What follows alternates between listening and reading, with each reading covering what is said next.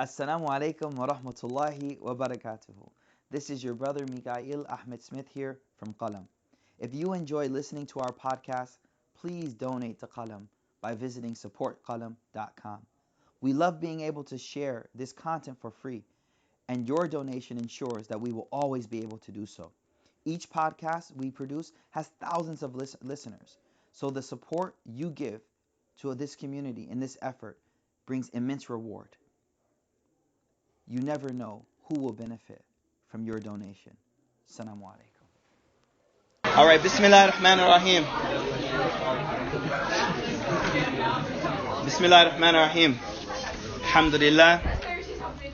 Alhamdulillahi Rabbil Alameen. Wa salatu wa salam ala Sayyidina wa Nabiyyina wa Maulana Muhammad wa ala alihi wa sahbihi wa sallam. Allahumma inna nas'aluka hubbak wa hubba man yuhibbuk wa hubba amalin yuqarribuna ila hubbik ya Rabbil Alameen. The dua that we just read is, Oh Allah, we ask you for your love, wa hubba man yuhibbuk, and love of the people that love you, wa hubba amalin yuqarribuna ila hubbik, and oh Allah, give us the love of those actions that will gain the love of Allah subhanahu wa ta'ala. And in this part of our session, we've been continuing for now 16 sessions. Ibn Qayyim al-Jawziyya rahimahullah in our last session went through different levels of hub. Sah? He went through different levels of hub, levels of love.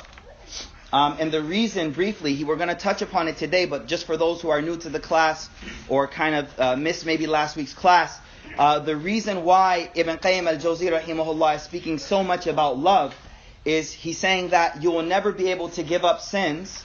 You'll never be able to give up sins until you're able to overpower one smaller love with a higher love, or overcome a lesser fear with a higher fear.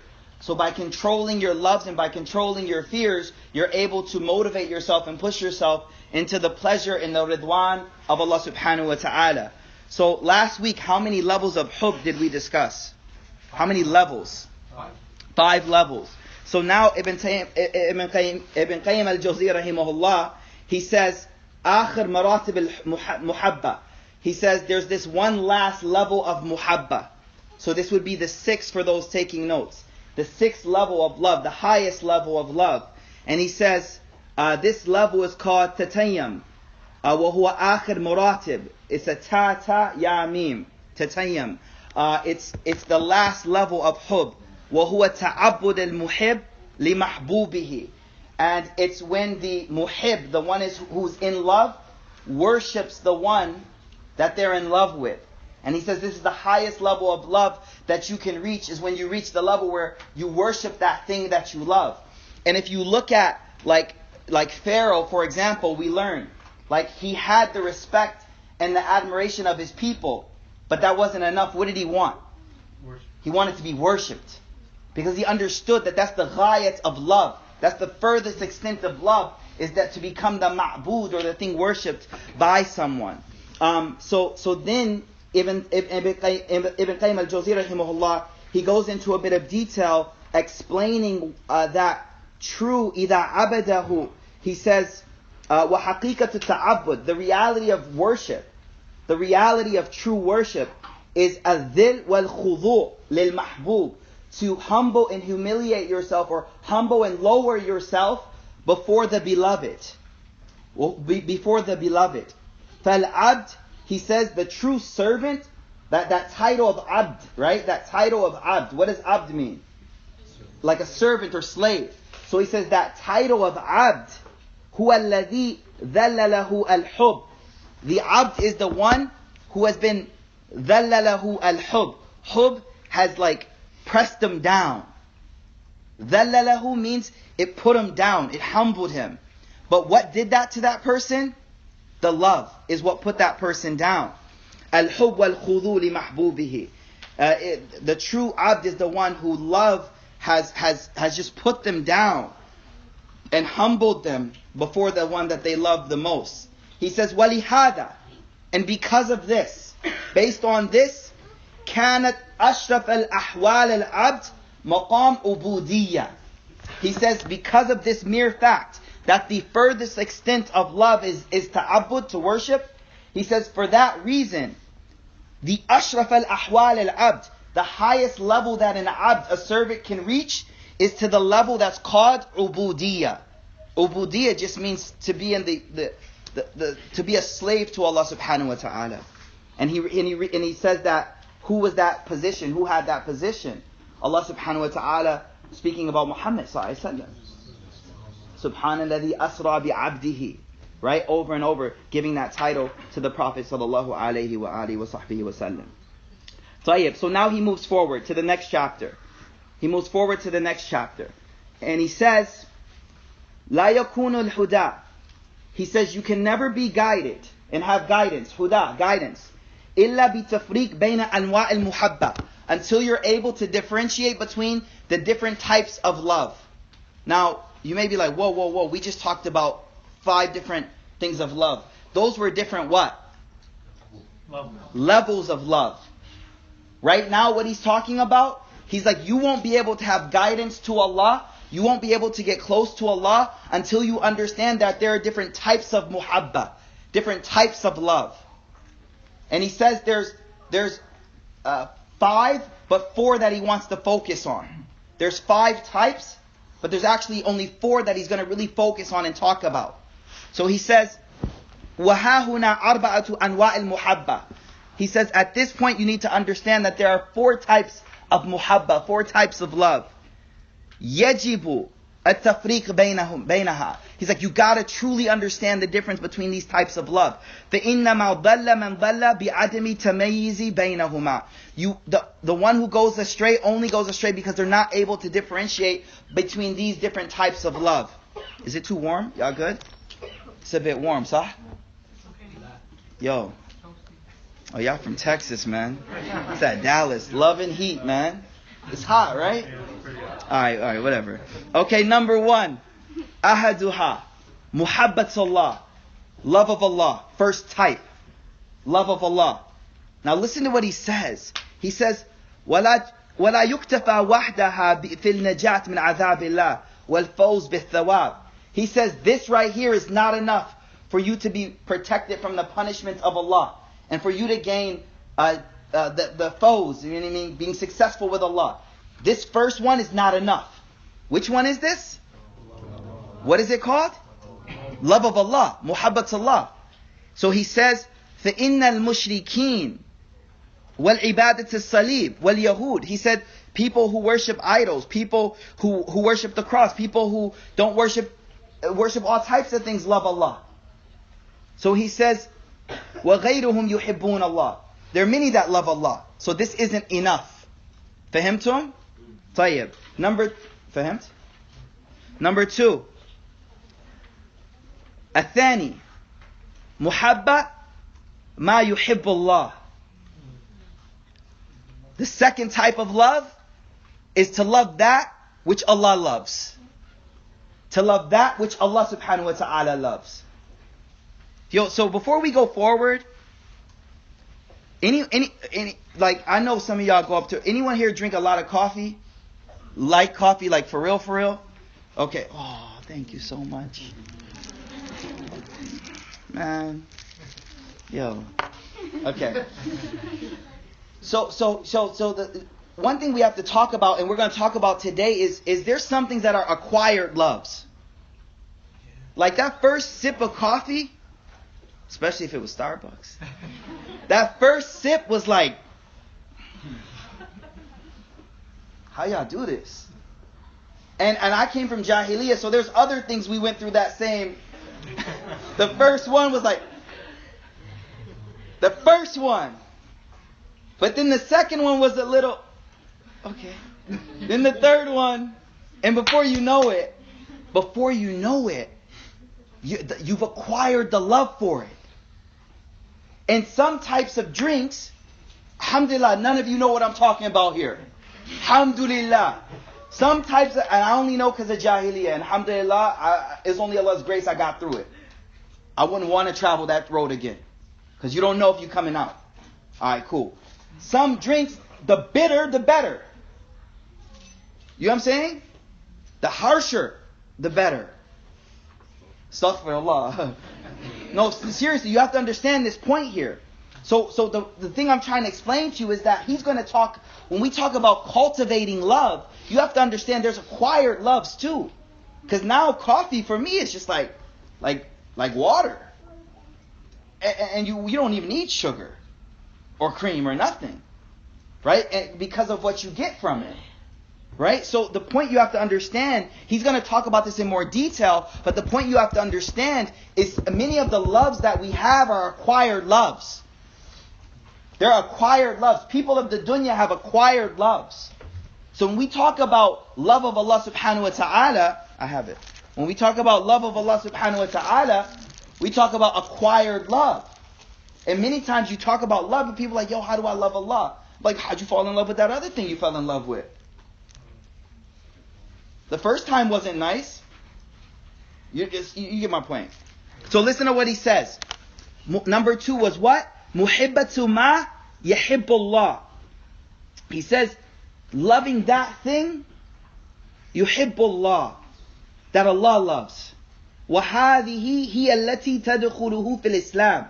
This is the thing that brings you into Islam. That you love what Allah loves. وَتَخْرُجُهُ مِنَ الْكُفْرِ. Takes you out of disbelief. وَأَحَبَّ النَّاسِ إِلَى اللَّهِ أَقْوَمُهُمْ بِهَذِهِ الْمُحَبَّةِ. He says, and the most beloved to Allah are the ones that have the highest level in this love. Which love? They only love the things that Allah loves. And hence they only hate the thing that Allah subhanahu wa ta'ala hates too. Number 3. Al-hub lillah wa fihi. Subhanallah. Al-hub lillah. Hub lillah. What does that mean? Love for Allah. Love lillah. And in the same one he says, wa fihi. And in Allah. Wa fihi. And in Allah. Love for Allah and in Allah subhanahu wa ta'ala. You know, last week, and the brother's not here. Last week we were talking about love so much that one of the brothers after me, he's like, yo, right after halaqah last week, he's like, man, but I don't understand. Like, my mom, we talking about love of Allah only, right? What about mom? What about dad? And so I shared with him the story of Hassan or Hussein, one of them. Well-known story. I think I told you about it before. Where Hassan or Hussein, I can't remember which one, he goes to his father Ali, karramallahu wajha, and he says, oh, father, do you love me? He says, yes. He's like, do you love Hussein? He's like, yes. He's like, how do you love all of us when Allah says, مَا جَعَلَ اللَّهُ لِرَجُلٍ مِنْ قَلْبَيْنِ فِي جَوْفِهِ. Allah has not given any man 2 hearts in his chest. So how do you love all of us? So you know what Ali radiallahu anh said? Son, I only love you because God told me to love you. I only love you because Allah told me to love you. That's it. If Allah told me not to love you, khalas, it's done.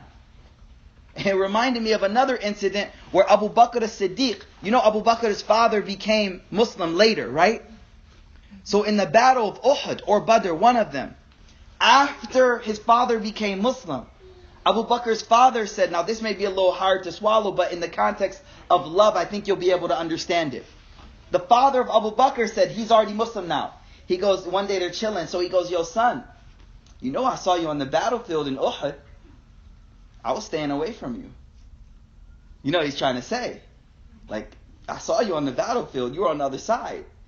But I was avoiding you. But I saw you. Like he's picking on his son, like I could have took care of you. You know what Abu Bakr said? He said, Dad, if I saw you, I would have killed you. I said it was going to be hard to swallow, guys. I prefaced it. No, but you have to understand. He's like, at that time, the order from God, in that battlefield circumstance, guys. Hello. Okay. No, okay, we're talking about a specific circumstance. In that circumstance, he's like, no, at that moment, my personal love, mashallah. Mashallah, man. My personal love, no, seriously, my personal love, what is he saying? My natural love for you as a dad was out of the picture during that moment right there. And his father was trying to say, oh, I have so much love for you on a personal level. But he's like, yo, Pops, I'm above that personal love stuff. I love for the sake of God and God only. Now you feel me? That's the third level. That's the third level. Al-hub lillah wa fihi. Now look what he says. وَهِيَ مِنْ لَوَازِمَ الْمُحَبَّ مَا يُحِبُّ. He's like, this is a necessary consequence of loving that which he loves. And he says, لَا يَسْتَسْتَقِيمُ مُحَبَّ. Your love is not for real.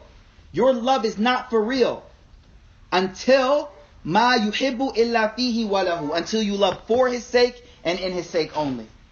Your love for Allah is not for real until you love only for the sake of Allah subhanahu wa ta'ala. Fahimt? Alright. I mean, it's high levels, right? But we got to learn it, man, right? We have to understand. Like, we're not there yet, right? We're not there. But we have to understand where we want our heart to be. That's the point. You want to understand where you want your heart to go to. Right? And many of us, we don't love for the sake of Allah. We don't love just for the sake of Allah subhanahu wa ta'ala.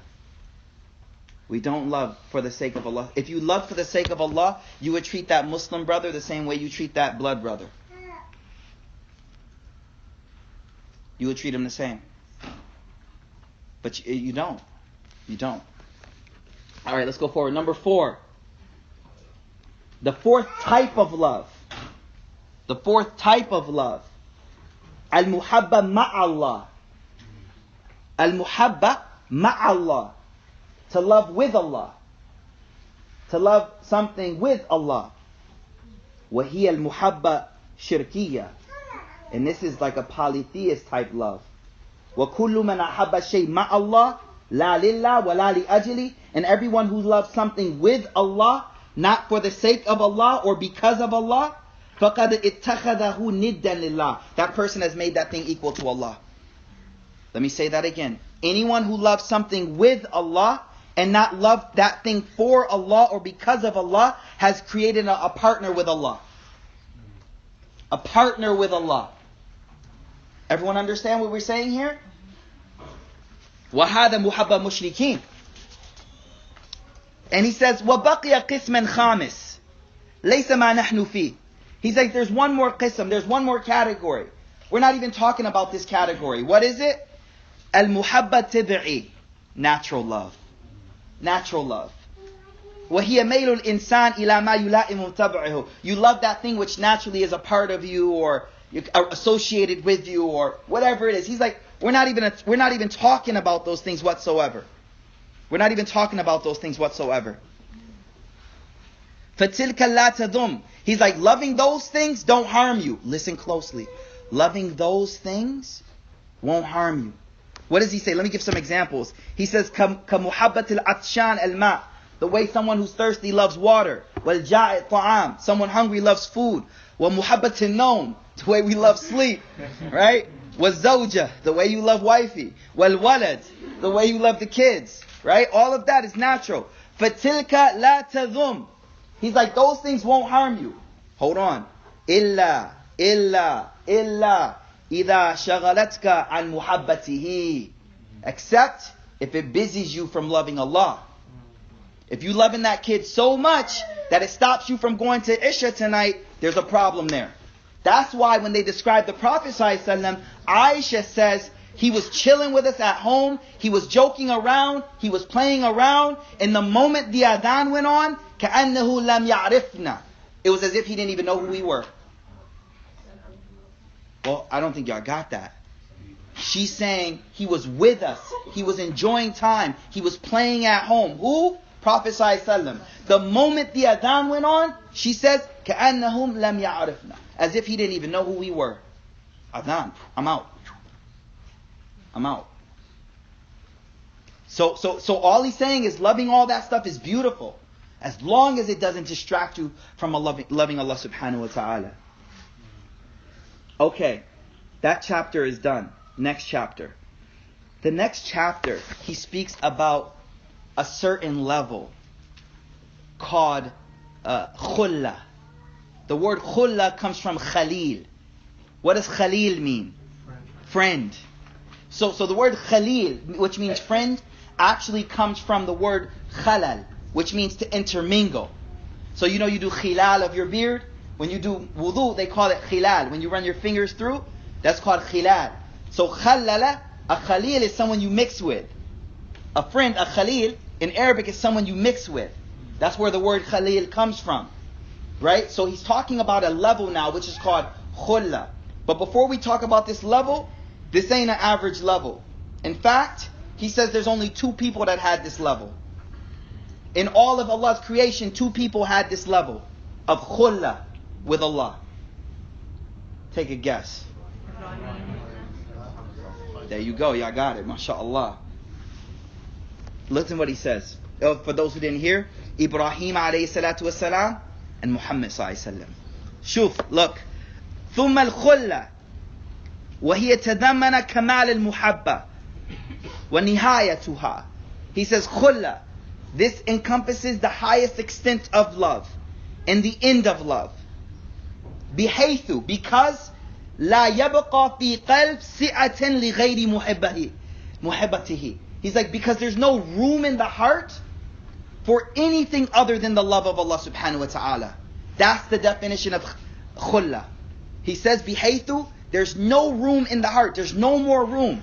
No more room in the heart for anything other than Him. وهي منسب. This is a level. لا يقبل المشاركة بوجه ما. This is a level where there's not even the slightest bit of sharing in the heart. No comparison. وهذا منسب خاص. This is a special level. للخليلين. For only 2 friends. Ibrahim or Muhammad sallallahu alaihi wasallam. Because the Prophet sallallahu alaihi wasallam said, "Inna Allah ittakhadhani khalilan kama ittakhadha Ibrahim khalilan." The Prophet sallallahu alaihi wasallam said, Allah has made me a khalil the way He made Ibrahim his khalil. And look at this hadith. Rasul sallallahu alaihi wasallam, this hadith kind of throws us off sometimes. Normally you hear this next hadith I'm going to say, and you're kind of like, yo, what's up with that? It's kind of like weird. But now you'll understand the hadith. Rasul sallallahu alaihi wasallam one day he said, لو كنت متخذا من أهل الحرب خليلا لاتخذت أبا بكر خليلا. If I was to make anyone on earth my khalil, I would have made Abu Bakr my khalil. But look what he says, ولكن صاحبكم خليل الله. He's like, but your man's, like, I don't mean to be colloquial on y'all so much, but sahibukum means like your man. Like, I'm serious, it means your man. Okay. So I'm not like going overboard with the slang. I'm really just keeping with the language, man. Sahibukum Khalilullah literally means your man is the friend of Allah. Sahibukum, your sahib. You fahamt? طيب, inshallah. I'm just saying, like, sometimes we're like, yo, this is a little too colloquial with the translations, man. Okay. So he says, let me do the hadith again. He says, لو كنت متخذا خليلا لاتخذت أبا بكر خليل. If I was going to make anyone my Khalil, close friend, from the people of the earth, I would have took Abu Bakr and made him my Khalil. He says, وَلَكِنْ صَاحِبُكُمْ خَلِيلُ اللَّهِ. He's like, but I only got one Khalil. I only got one Khalil. Allah. Subhanallah.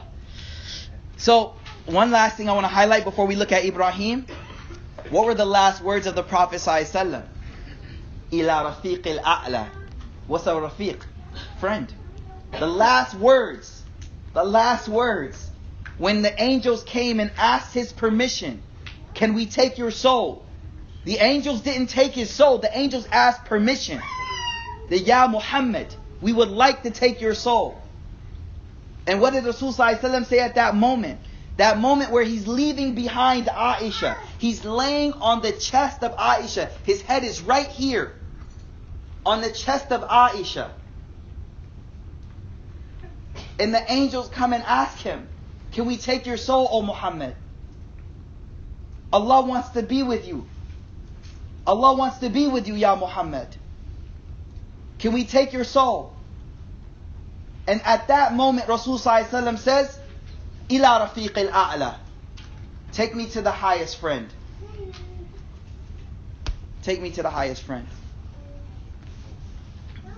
Now, Ibrahim, look at what he says about Ibrahim. وَلَمَّا سَأَلَ إِبْرَاهِيمَ عَلَيْهِ السَّلَامَ الْوَلَدِ. Now, Ibrahim asked for a son. فَأُعْتِيَهُ. Allah gave it to him. But what happened? وَتَعَلَّقَ حُبُّهُ بِقَلْبِهِ. But the heart of Ibrahim started to fall in love with the boy. You know, like, come on, man. Whose son is this? Like, how you not gonna fall in love with this little dude, man? Right? MashaAllah, MashaAllah, MashaAllah, MashaAllah. MashaAllah. Say MashaAllah. MashaAllah.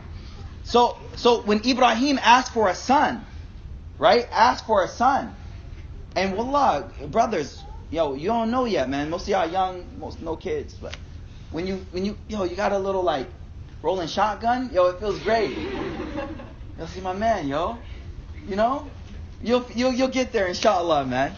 But so Ibrahim, he says, تَعَلَّقَ حُبُّهُ بِقَلْبِي. Ibrahim's heart started to fall in love with this boy. فَأَخَذَ مِنْهُ شُعْبَةً. He's like, it sparked inside of him. غَارَ الْحَبِيبِ عَلَى خَلِيلِهِ. The Khalil got jealous. غَارَ, got angry with him. I give you that, and now your heart fills with love for something else? You're Khalil Allah. We on a different level. It's not the normal creation. This Ibrahim and Allah. So he says, غَارَ الْحَبِيبِ عَلَى خَلِيلِهِ. Allah subhanahu wa ta'ala's ghayrah and jealousy came up on his friend. أَن يَكُونَ فِي قَلْبِ. That in his heart there's space for someone else. فَأَمَرَهُ بِذَبْحِهِ. He ordered him to slaughter him. وَكَانَ الْأَمْرِ فِي الْمَنَامِ. The order came at sleep so it could be a test. وَلَمْ يَكُنْ. Pay attention. وَلَمْ يَكُنْ مَقْصُودْ ذَبْحِ الْوَلَدِ. The point wasn't slaughtering a child. وَلَكِنْ مَقْصُودْ. The point was to slaughter that which was in his heart of love other than Allah. The point was not to slaughter the kid. The point was to slaughter what was in his heart for something, the love of something other than Allah.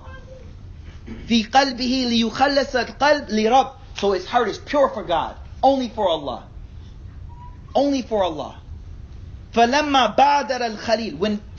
When Khalil said, I'm doing it. Allah said, I'm doing it. بَادَرَ, quick, I'm going to do it. وَقَدَّمَ مُحَبَّةَ Allah. Here's the point. And he put the love of Allah before the love of the child. When he did that, the moment he passed that test, put the love of Allah before the love of the child, حَصَلَ الْمَقْصُودِ. He fulfilled the purpose. He already slaughtered what had to be slaughtered.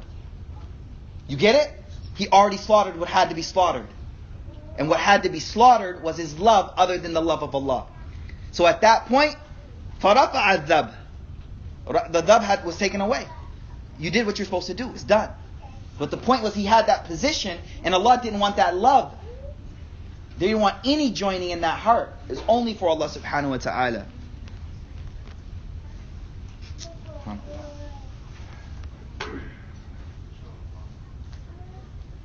Subhanallah. طيب. I mean, I'm just pausing because it's heavy. That's all. I'm just like, you gotta let that sit for a minute. Yeah. Just a point of clarification, if you can. So I'm just wrestling with the idea of, and I think you know where I'm going to go with it. Nah, I have no idea where you're going. We're often told, you cannot ascribe any sort of human characteristic or trait to Oh. Allah subhanahu wa ta'ala, right? Yeah. But then he's describing it as jealousy. Oh, yeah. And anger and happiness and all that stuff. So how do we reconcile that? We only reconcile it because when we're explained about Allah, we have to be explained about Allah in terms we understand. Right. Because we can't understand the reality of Allah because we don't have an infinite mind. So when you ever speak to a baby, how you speak? Go, hey, how are you? Good, yeah. Da da da da da da da da da. Right? Why? Because that's what the baby understands. You always speak on the level of the thing that you're addressing. So if the infinite is going to convey to us something about what the infinite is feeling, he has to convey it into terms that we understood. If he said a word that described the true infinite feeling, you wouldn't understand what that word meant. And it'd be like Alif Lam Mim. You feel me, right? Yeah. Alright. Okay. Al-Muhabba wal-Ithar. Alright, here's the psychology of Ibn Qayyim al-Jawzi rahimahullah. Here's the muhabba, and here's the psychology of Ibn Qayyim al-Jawzi regarding this love. Pay attention. He says, قَدْ تَقَدَّمَ, I've already explained to you, أَنَّ الْعَبْدِ, that a person لَا يَتْرُكْ مَا يُحِبْ, will never ever give up that which they love or that which they desire. وَلَكِنْ يَتْرُكُ أَضْعَفُهُمَا مُحَبَّةً, they will always give up the thing that is a lower love. They will always give that over. Whatever is the higher love, they're going to hold on to. Whatever is the lower love, they're going to give up. كما أنه يفعل ما يكرهه لحصول ما محبته أقوى عنده من كراهة ما يفعله. So he says, just the same way a person will do that which they dislike to gain that which they love, which is stronger than what they dislike doing. Does that make sense? I'm going to say it again. A person will do that action which they dislike. Like that first sip of coffee, when you're starting to get hooked on it. That which you dislike, the taste of it is like. But the disliking is weaker than what you love from the feeling you get after it. And you can apply it to other stuff. Everyone understand what I'm saying? He says, وَتَقَدَّمَ أَنَّ خَاصِيَةَ الْعَقْلِ. He says, I've already explained that the role of your intellect, the role of intelligence, is to إيثار على محبوبين على أدنى, that you give preference to the thing you love higher over the one lower. That's the role of the aql. For you to understand, right now, it's better for me to sleep than to be on Instagram and Snapchat. Sleep is more for me, it's better for me right now. I need to go to sleep. Right? You give preference to that higher one. That's the role of the aql. وَأَيْسَرَ مَكْرُوحَيْنَ عَلَى أَقْوَاهِمْ وَتَقَدَّمَ أَنَّ هَذَا مِنْ كَمَالٍ. This is the benefit of the perfection of hub and hatred. This is the perfection of hub and hatred. فهمت? Now look what he says next. وَلَا يَتِمُّ لَهُ هَذَا إِلَّا بِأَمْرَيْنِ. The only way you'll be able to do what we just described is with two things. There's two things you need to do this. قُوَّةِ الْإِدْرَاك. You need the ability, a strong ability to perceive and understand. A strong ability to perceive and understand.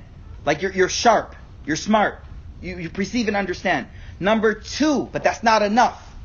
That's not enough. شُجَاعَةِ الْقَلْبِ. You need a powerful and strong heart. The heart is what has willpower.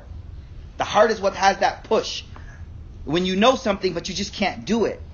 فَإِن تَخَلَّفَ عَنْ ذَلِكَ وَالْعَمَلُ بِخِلَافِ أَنْ يَكُونَ إِمَّا لِضُعْفِ الْإِدْرَاكِ. If you know what it is, like if you can't do what you're supposed to do, whether it's to do or to refrain from, remember, everything we're talking about is a two-way street. There's leaving out and there's doing. So many of us, all of us have different sins we're addicted to. Some of us have a sin, I keep doing this. Right? Some of us have a sin, I can't stop doing this. I can't stop doing this. He's saying whatever the sin is, if you can't do it, then it's because of one thing. He says one of two things. إِمَّا لِضُعْفِ الْإِدْرَاكِ. You haven't truly understood the effect of that thing. You haven't truly understood which one is higher, which one is lower. Does that make sense? You haven't truly placed them in the right order. So you keep doing this thing. Like someone who maybe even... give me an example. Any examples? Don't bring yourself out here, but I mean like... If you're late to work all the time and you're about to get fired, and the thing holding you back is something like not sleep, or like even staying up at night perhaps is a good example. Like I should be sleeping right now, but the feeling of being groggy in the morning and disliking that is not strong enough to throw off the need to be on Netflix. Yeah. Once you get that feeling high enough that I hate this groggy feeling, it will overpower the Netflix desire, and then that Netflix desire goes away. It doesn't go away, it's overpowered by a higher fear. You get what I'm saying? Okay. Yes. How do you have more overpower to do more good? So that's what he's trying to say. There's two things you need. One is you got to truly understand like the levels of things. How good something is or how bad something is. You have to truly understand that. You have to truly understand that. The other thing is you need strong willpower. Right? You need that strong, and that's called quwwat al-qalb, shuja'at al-qalb. So sometimes what he says here, إِمَّا لِضُعْفِ الْإِدْرَاكِ, either it's because you haven't perceived correctly, بحيث أنه لم يدرك المراتب المحبوب والمكروه على ما هي عليه. You haven't been able to prioritize mahbub and things that are good and things that are bad. You haven't been able to prioritize them properly. That's one. Or you وإما لضعف نفس وعجز في القلب, or it's because your heart's too weak. بحيث لا يطاوعه على إثار. Your heart can't make you do what you want to do. You get what I mean by that? So you know, you talk to people about smoking or something, and like, yeah, I know. So they already got the first part. But the thought of lung cancer hasn't overpowered that feeling. The thought of love. So what do? You keep showing them pictures. You keep showing them. And then if that doesn't work, you show them people that love them and say, what will happen to this person if this happens to you? You create something there, some fear that will overpower the love of that cigarette. Y'all with me? Okay? And whatever, see, you got to know you. Because for everyone, it may be something different that will overpower that love that you have. طيب. He says, فَمِنَ النَّاسِ مَنْ يَكُونُ سُلْطَانٍ فمن الناس من يكون سلطان شهوته أقوى من سلطان عقله وإيمانه. There are some people who the power of their desire is stronger than the power of their aql and their faith. So it overpowers the weaker one. And some of them, the power of their iman and aql is stronger than their shahwa, so it overpowers it. And he goes, so then he says, subhanallah. Listen to this, amazing. He says, subhanallah, وَإِذَا كَانَ كَثِيرٌ مِنَ الْمَرْضَى يَحْمِيهِ الطَّبِيبُ عَمَّا يَضُرُّهُ فَتَأْبَ عَلَيْهِ نَفْسُهُ وَشَهْوَةٌ إِلَّا تَنَاوُلُ. He says, how many people, the doctor tells them, don't do this, no more sugar, no more salt, no more this. And he says, what happens? فَتَأْبَ عَلَيْهِ نَفْسُ. His nafs goes, nah bruh, I'm good. His nafs goes, nah. وَشَهْوَتُهُ إِلَّا تَنَاوُلْ. And he ends up doing it. So listen to what he says. وَيُقَدِّمُ شَهْوَتَهُ عَلَىٰ عَقْلِهِ. He puts his shahwa, desire, before his intellect. وَتُسَمِّيهِ الْأَطِبَّةِ. The doctors call this person, I guess this was in his time, عَدِيمُ الْمُرُوءَةِ. So muru'ah means manliness. Adim means lack of thereof. So he doesn't have manliness. You can't do what you need to do. You can't do, someone can't do what you got to do? Adimul muru'ah. Subhanallah. He says, فَهَكَذَا أَكْثَرْ مَرْضَاءِ الْقُلُوبِ. These are most people who have sickness of the heart. This is their issue. The doctor already told you what to do. You know what not to do and what to do, but you don't let your heart overpower that. طيب. فَأَصْلُ الشَّرِّ مِنْ ضُعْفِ الْإِدْرَاكِ. So the base of evil and the base of evil actions is the weakness of your perception, the aql, or the weakness of your nafs. Your heart is not strong enough. وَأَصْلُ الْخَيْرِ. And the basis of good is the exact opposite of that. You learn what is correct, but then you get a strong heart that can make you do it. And you push through it. That's why I think like running track and running, I think personally, like endurance sports build character. I ain't talking about like football, basketball, where I'm competing against someone else. I'm talking about sports where it's just me against my own self. Me against my other time. Like run 2 miles and start to listen to your nafs say, quit. And you go, no. That's beating up your nafs right there. So I think endurance sports help build spiritual strength. And I think the reason we're so weak spiritually is because we're weak physically too. Because we don't work out no more. Other people be on it, right? And we be like, no, why am I going to go running? I ain't running. Who runs? Who runs? Those who prefer health over not being healthy. Literally. No, so seriously, I feel those endurance sports build within you character because you're constantly mentally fighting yourself.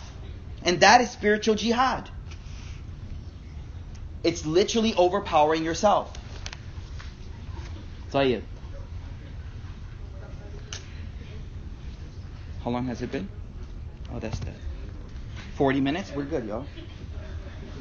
We're good, right? Okay. All right, let's keep going. And for the sisters, my recommendation, like if you want a place, like I don't get paid for nothing. I'm not like I don't own a branch or nothing. But sometimes sisters are really concerned about like hijab and like people looking at them. So curves. I don't know if y'all heard of curves. Y'all don't know what curves is. It's not for brothers.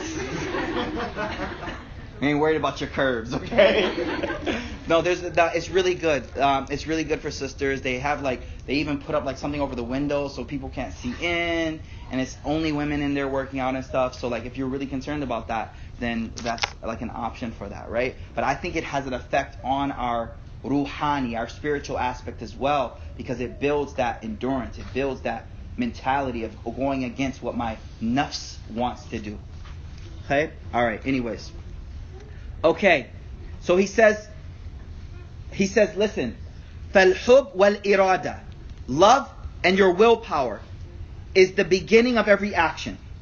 Hatred and dislike is the basis of every leaving.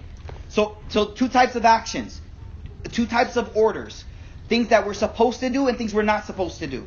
So depending on your state, you have to say, wait, I can't get up for Fajr, or I can't stop looking at something. So there's either you're not doing something or you're not leaving something. So he says the basis of doing positive is hub and willpower. Hub and willpower is what's going to get you to do something. Okay? And then he says, what about leaving? He says the basis of leaving actions is hatred for something. Hatred and dislike. Right? So if I'm having a problem lowering my gaze, right? So that means there's a lezza from looking. Now I have to overpower that with something I dislike a lot. And by understanding that thing, I'm able to overpower the lezza. Remember this. You are in a psychological battle with your nafs. You don't get rid of the desire to look at haram. It will never go away. Allah created you with that. But what you learn to do is place something above it to push it down. Do you understand what I'm saying? What you learn to do is to take something you hate more that would happen as a result to stop you from doing that. Got it? And a simple example. It's awesome. And no, it sounds funny. You're with your wife or fiance, whatever. And same thing walks past. No, seriously, all jokes aside, do you look? No, seriously. No. You act like you didn't even see that thing was there.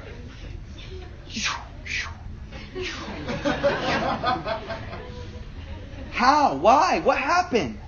It's so easy now, Isa.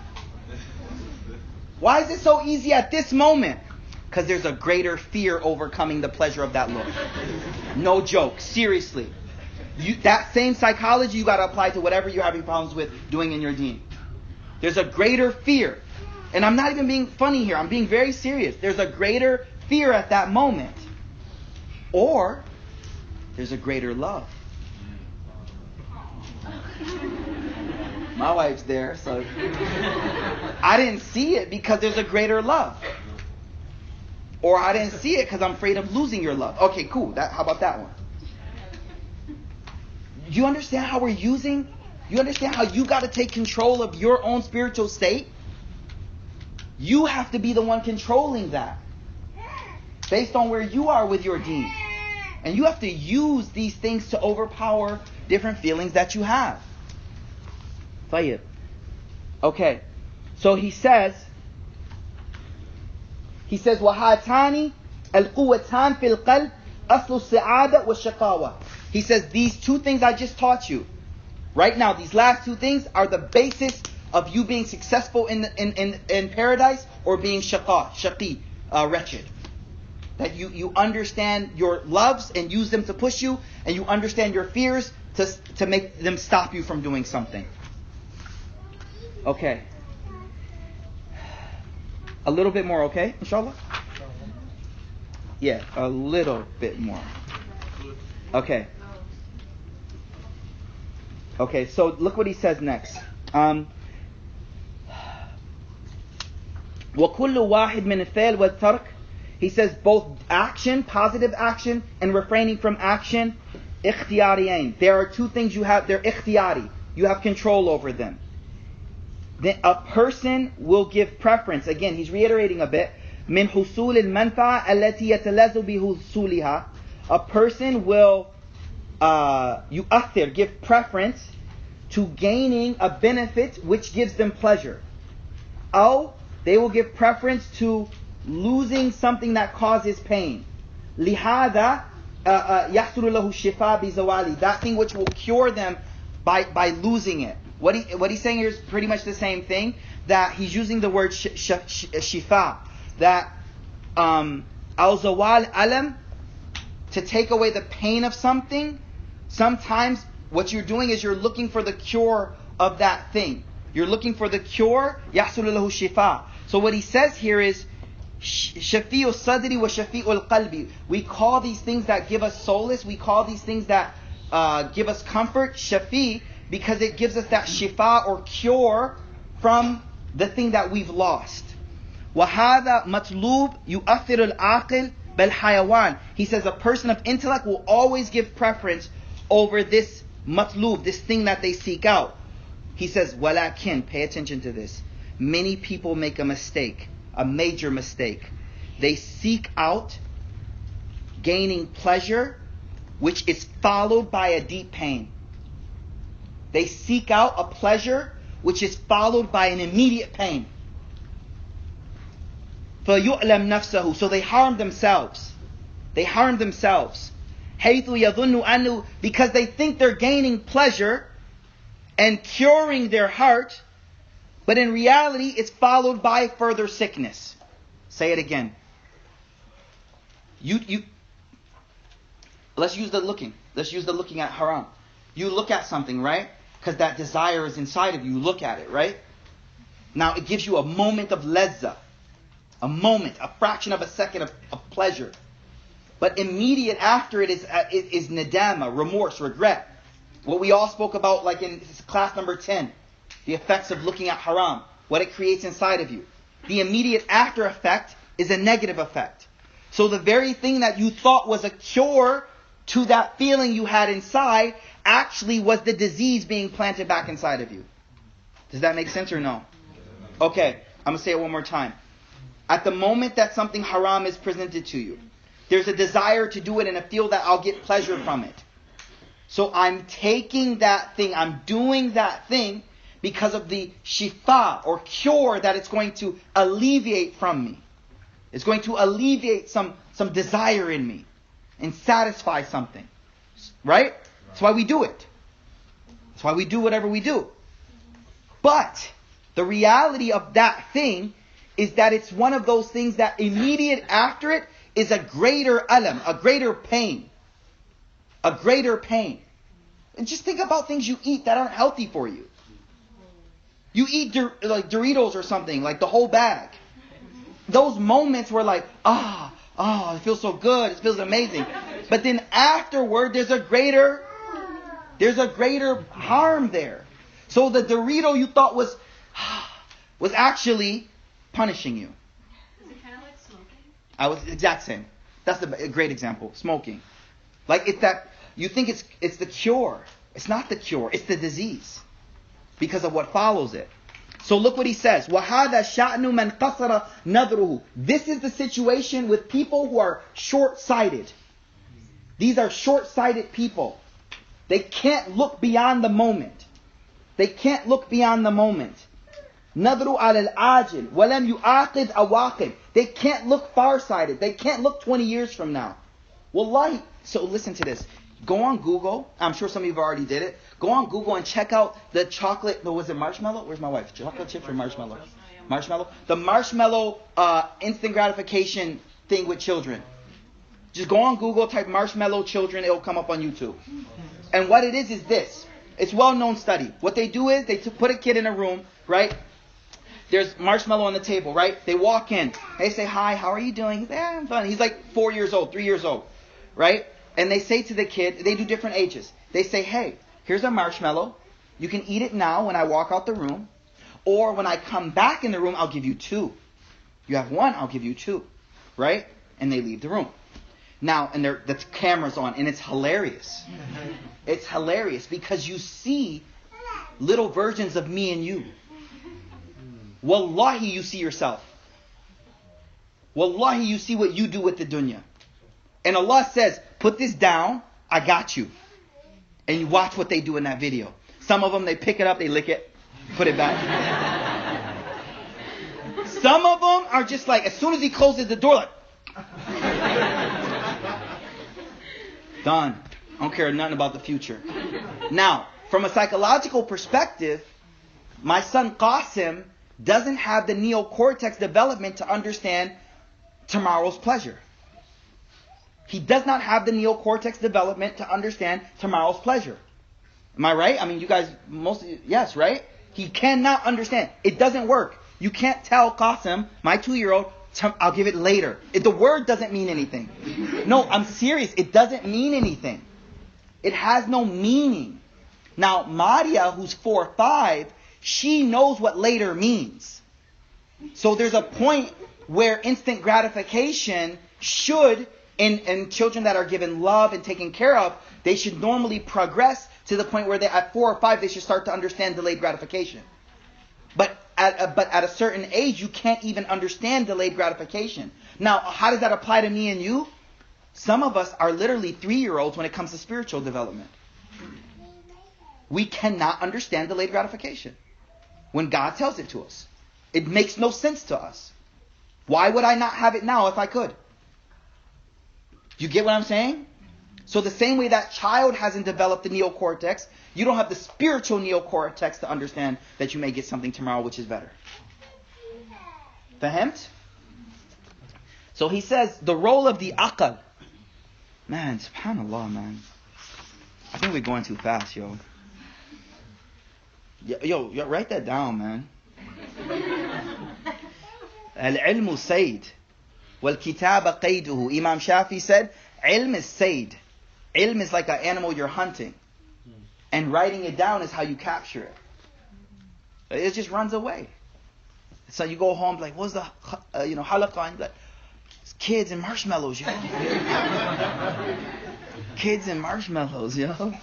Okay.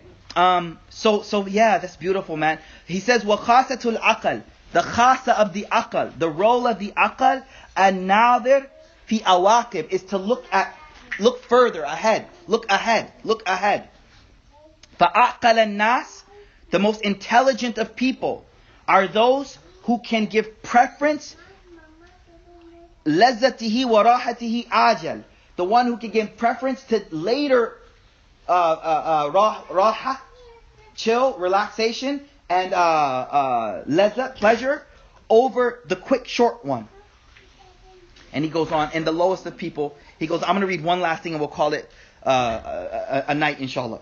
He says this, قال بعض العلماء. I'm going to read this thing verbatim because it's so beautiful and it fits us so well.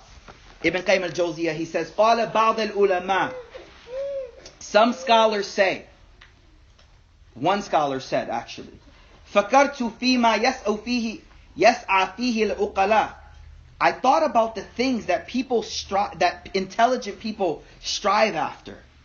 فرأيت سعيهم كله في مطلوب واحد. And I saw that everyone is striving after one thing. وإن اختلفت طرقهم في تحصيل. Even if their ways they're going after it are all different.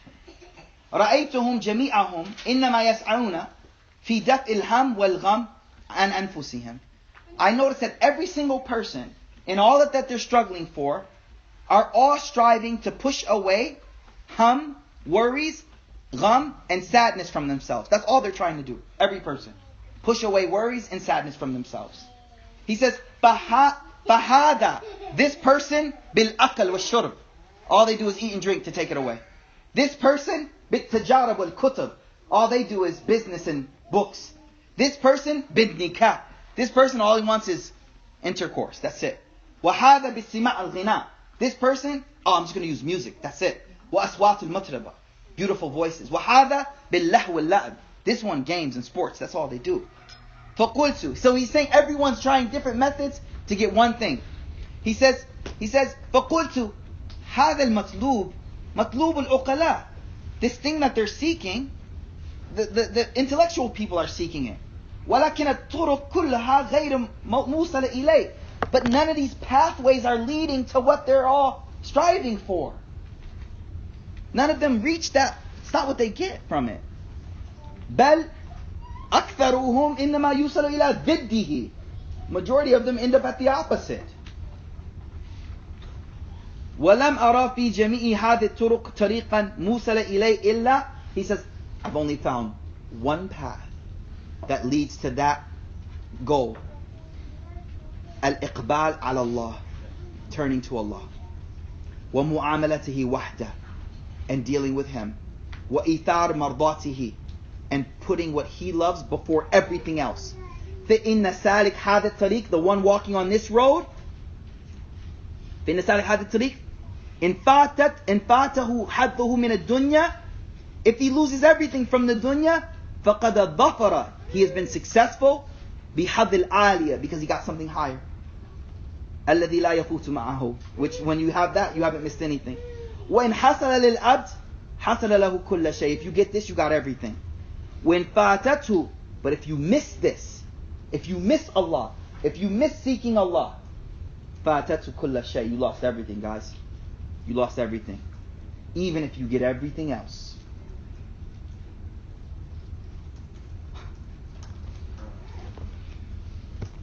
SubhanAllah. Allah give us tawfiq. This is beautiful. May Allah give us tawfiq. There's some beautiful lessons in this. I hope it was beneficial for everyone, inshallah ta'ala. Look over your notes. Listen to the recording again. Keep reminding yourself, you are in control of what you're not doing. You are in control of what you are doing. You have to use your hatreds to overpower the things that you are doing. You got to use a fear to overpower that, right? Or you have to use a greater love, okay? Remember the example. Someone walks past, looks beautiful. If no one's around, you look at it, right? You shouldn't, right? But you look. But wifey's right next to you, all of a sudden you're not looking. Why? Why? Why is it so easy at that moment? Because there's either a love for her or a fear. What kind of fear? It could be a smack. Or it could be fear of losing her love. Fear of harming her. But anyways, it's either a fear, something you hate, that's overpowering that. Learn how to control yourself through that. Learn how to control yourself through that. Empower yourself. Right? Empower yourself, inshallah. And remember, so another thing I'll say about this as well, which is, another thing is willpower too. Like, you have a reserve of willpower. You don't have an infinite amount of willpower. And willpower runs out throughout the day. And one of the things that helps you not tap into willpower is a schedule. We can talk about that some other day though. But so when you work out every day at the same time, it's not hard to go work out. But when you don't do it regular, going takes a lot of willpower. You understand what I'm saying? Okay, but when you do it regular, it's just like, go. And then you got a lot of leftover willpower to do other stuff. Okay, so we'll talk about that some other time, inshallah ta'ala. I want to return back to your question, because I don't think I answered it correctly. I did explain to you why certain qualities are explained to us. But do you understand why I explained it in that direction? Because you could even say, why does Allah say the hand of Allah? The face of Allah? Yeah. Like right away, anthropomorphizing Himself. Right. So the reason I explained it that way is because you would need a language that is divine and infinite to explain the infinite. Right? So He only explains Him to us in the ways that we understand. Right. Okay. So we don't put Him in the box of our understanding. But He explains explains it to us in the way we'll understand. But we don't put him back in that box of our understanding. Right. Got me? Yes. Can I make a prayer request? A what, Ray? Like a dua request for. Yeah. So a family friend of mine passed away 2 days ago. Inna lillahi wa inna ilayhi raji'un. We'll make a dua, special dua, inshallah. His name is Junaid. He passed away in his sleep from a heart attack. He was only 23 and he was behind a baby. We made special dua for him here. We'll make another dua. Yo, listen. I mean, he was only 23, and Mufti Kamani explained to me today. It was the story. His father was in Pakistan the day before he passed away. He called his father. He's like, Dad, why don't you just come back for a bit, just out of nowhere. So his dad's like, all right, cool, I'll come. His dad came. He kicked it with his dad. He picked him up from the airport. They were hanging out. They had a good day. That night they were going to chill. He's like, I'm gonna lay down a bit. I'm a little tired. And he woke up gasping for air, and he passed away in his father's arms. Right? And how old was he? 23. Like, who here is 23 or above? Thank you. Exactly. Thank you. Like, that's reality, yo. That's reality. That's reality right there. So, we ask Allah to forgive his sins, Ya Allah. We ask you to raise his daraja in Jannah, Ya Allah. We ask you to make it easy for his family, Ya Rabbil Alameen. Ya Allah, all of us who have lost any loved ones, Ya Allah, we ask you to forgive them and raise their status in Jannah, Ya Rabbil Alameen. Ya Allah, we ask you to accept them, Ya Allah, and make them of people who you love, Ya Rabbil Alameen. Ya Allah, we ask you to give us the ability to take ibrah and lesson from these moments in life, and give us the ability to reflect on them and make them means in a cause for us to change and come closer to you, Ya Rabbil Alameen. Wa akhru da'wana anil hamdulillahi Rabbil Alameen. طيب جزاك الله خير إن شاء الله. السلام عليكم.